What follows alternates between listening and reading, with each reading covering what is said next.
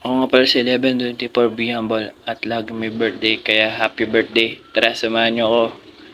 Ito nga pala, chinecheck ko nga pala ang aking light at may highlight and yung low light ko ay wala.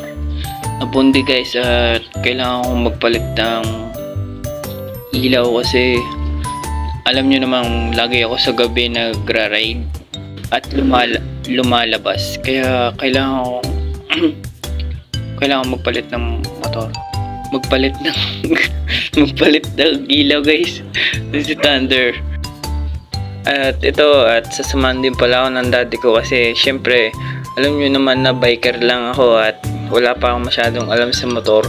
Tapos napakadumi pala guys kasi grabe ang dumi. Naabutan kasi ako guys ng ulan nung araw na yun eh. Pagdating naman sa aking bayan eh, napakainit. Grabe ba? Grabe. Ang una namin pinuntang shop ay itong pinakamalapit sa amin at ako'y umaaray sa presyo dahil ang presyo ang binigay sa amin ay nasa 300.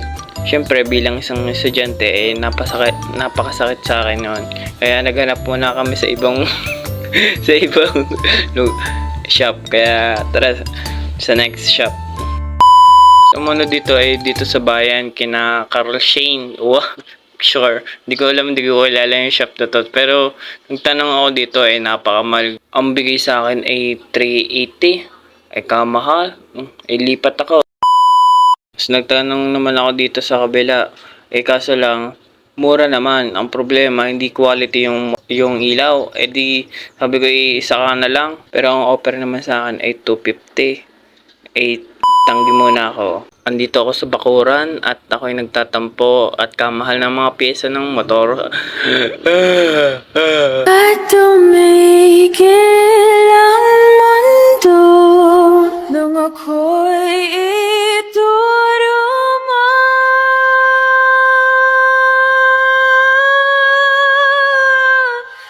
At hindi ka lumayo nung ako'y